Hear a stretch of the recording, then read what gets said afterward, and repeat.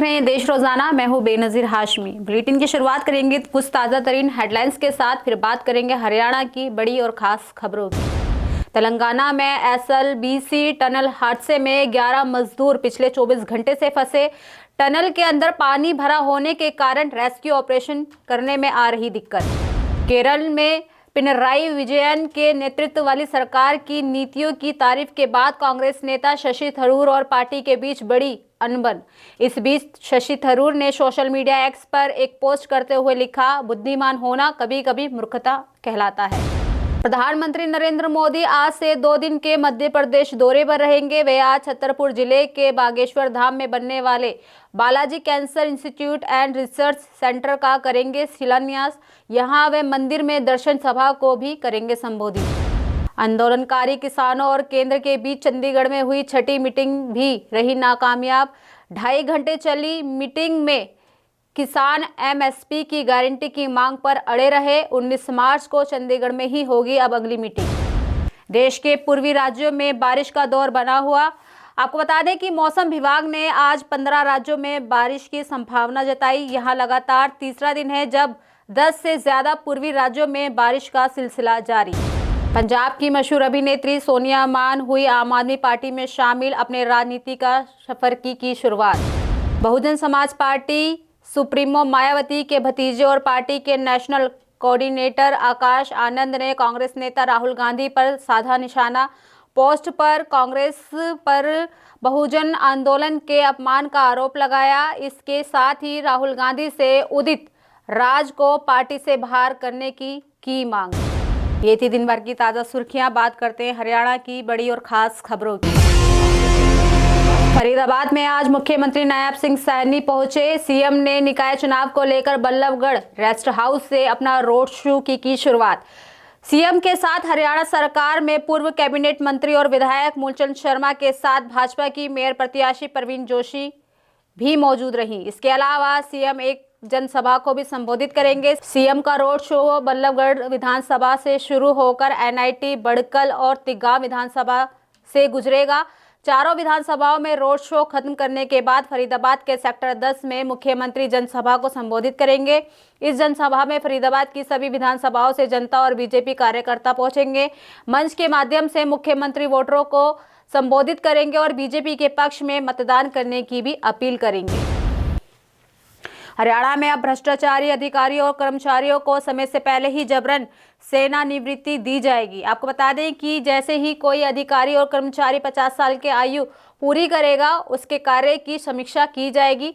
दरअसल भ्रष्टाचार के आरोप सही मिले तो उनकी सेवाएं खत्म कर दी जाएंगी। वहीं इसके अलावा 55 साल की उम्र में भी कार्य की समीक्षा होगी, जिसके बाद यह तय किया जाएगा कि उसकी सेवाएं जारी रहेंगी या नहीं। बताते चलें कि सभी अधिकारियों और कर्मचारियों के कार्यों की सेवा काल में 2 बार समीक्षा की जाएगी। एक एचसीएस अधिकारी को सेवानिवृत्त करने के बाद सरकार ने अब ग्रुप बी के अधिकारी की एक्सटेंशन पर रोक लगाकर समय से पहले सेवानिवृत्त करने की प्रक्रिया शुरू कर दी है।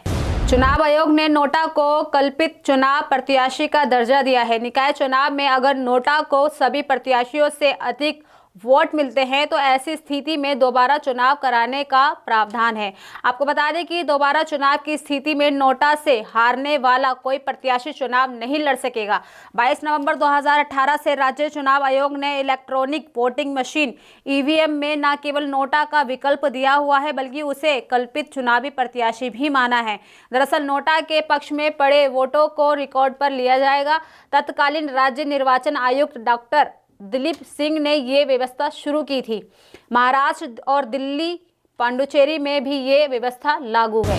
पिंजौर टिपरा बाईपास पर आज एक भीषण सड़क हादसा हो गया, जिसमें 4 युवकों की मौके पर ही दर्दनाक मौत हो गई। आपको बता दें कि हादसा उस समय हुआ जब तेज रफ्तार कार सड़क किनारे खड़े ट्रक से टकरा गई।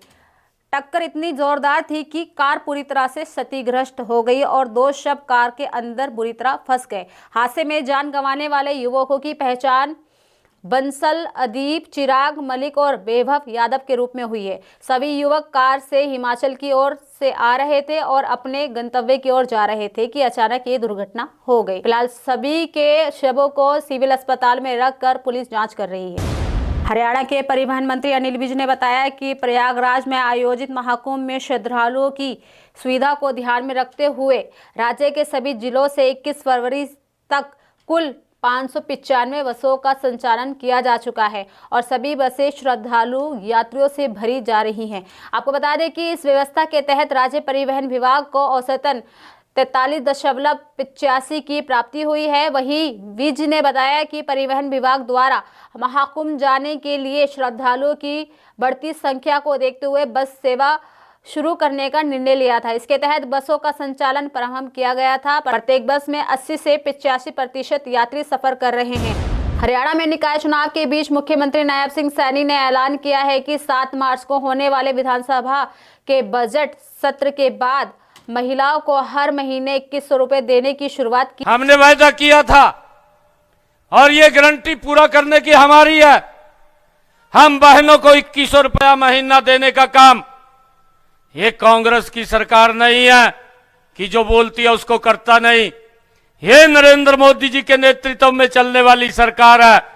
जो बोलते हैं उसको 100% करते हैं और जिसको नहीं बोलते उसको भी करने का काम हमारी सरकार करती है। इसके लिए बजट में प्रावधान रखा जाएगा। इसकी प्लानिंग पहले ही तैयार की जा चुकी है।